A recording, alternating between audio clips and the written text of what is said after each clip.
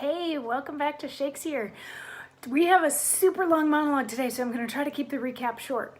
We get to hear from the Duke of York with a little aside from Northumberland thrown into the middle of it because he gets to rant for quite a while. So the Duke of York, we're in Act 1, Scene 4, and the Duke of York has been captured by the Queen's army that she mustered so that she could try to overthrow her husband, the king, who disinherited their son, Edward.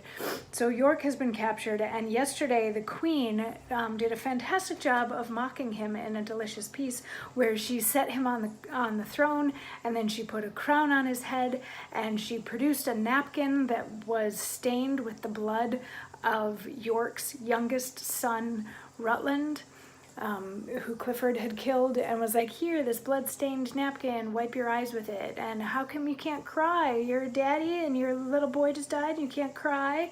And then she's like, oh, but you took the crown. They put like a paper crown on his head, and she's like, you took the crown, but you weren't supposed to take the crown until Henry gave it to you, or until Henry died, which he hasn't done, so now we have to kill you.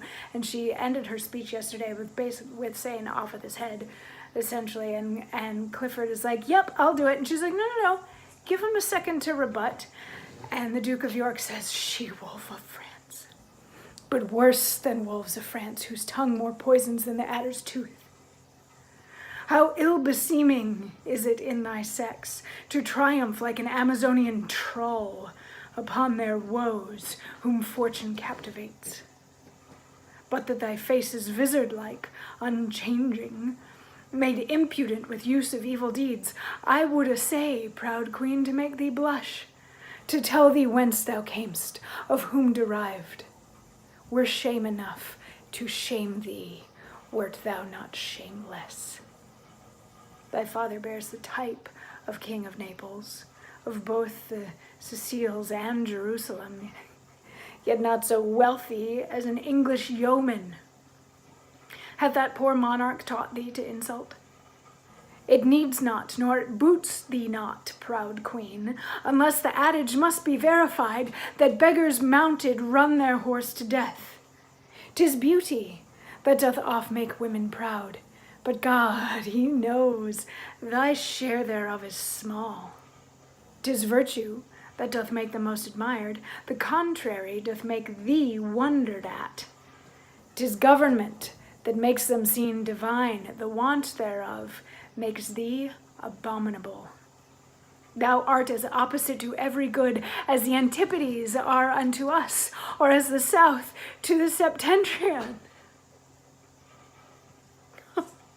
Tiger's heart, wrapped in a woman's hide, how couldst thou drain the lifeblood of the child to bid the father wipe his eyes withal, and yet be seen to bear a woman's face?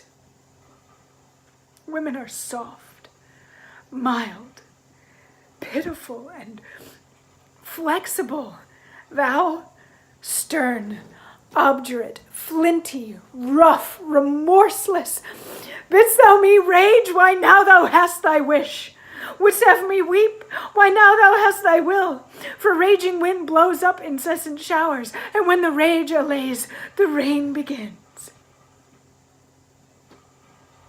These tears are my sweet Rutland's obsequies, and every drop cries vengeance for his death. 'Gainst thee, fell Clifford, and thee, false Frenchwoman. Beshrew me, but his passion moves me so that I can hardly check my eyes from tears.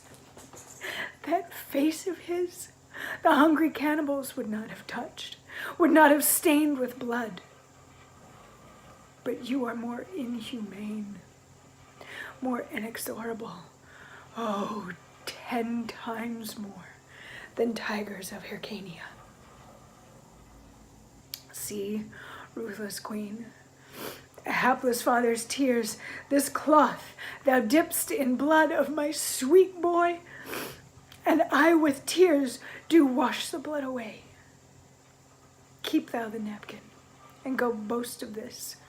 And if thou tell'st the heavy story right, upon my soul, the hearers will shed tears. Yea, even my foes will shed fast falling tears, and say, alas, it was a piteous deed.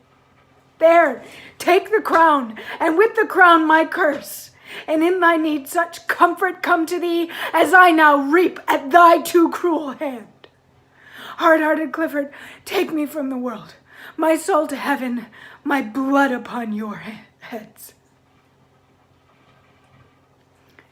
At which point Clifford stabs him, and then the queen stabs him, and he falls and dies, and she says to cut his head off and put it on a stake to overlook the town of York, so that everybody in York will know what happens when you go against the king.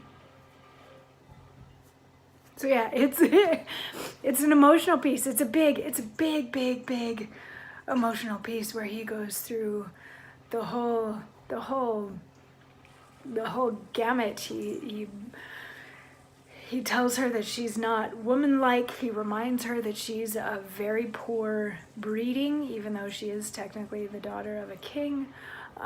He insults her every way that he possibly can. And then he loses it and has to mourn his son because his youngest, most innocent son was slaughtered. And yeah, it's a big piece. Anyway, that's only the end of Act 1. There's so much more left in this play, and I will see you tomorrow to see where the rest of it goes.